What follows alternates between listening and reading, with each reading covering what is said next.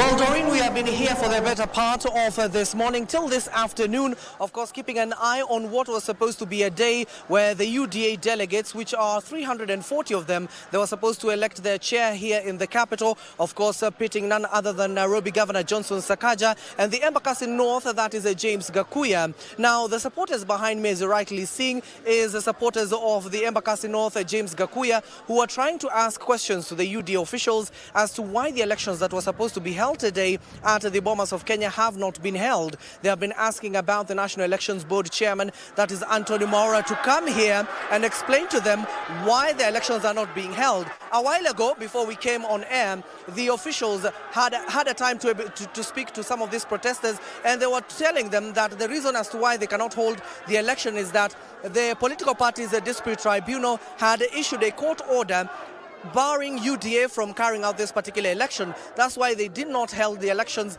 today at the Bomas of Kenya. They were trying to get to the bottom of this. We haven't seen lawyers of the UDA party officials accompanying some of the party officials to come and address the members here. But they were not having it at the end of the day. But the parties has confirmed that those elections will be held until this particular court order has been dealt with. The notice will be issued, and they've said that within a week, the Nairobi Elections Chairmanship, that is pitting between Nairobi Governor Johnson Sakaja and the Embakasi North Member of Parliament, that is James Gakuya, will be held in a week's time. You do remember that this particular exercise was being carried across the country, and the only remaining county that has not been able to hold this particular election is Nairobi County.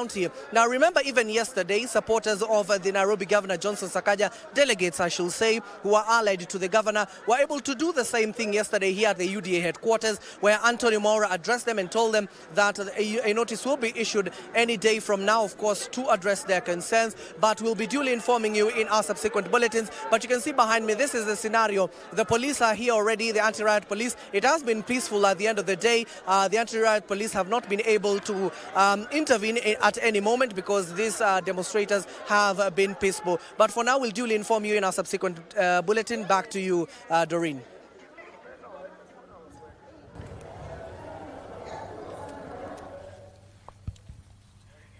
Thank you very much, Abdi, for that detailed report. That is happening at the United Democratic Alliance headquarters along Ngong Road here in Nairobi, where the grassroots elections are seeking to get the chairman of the party.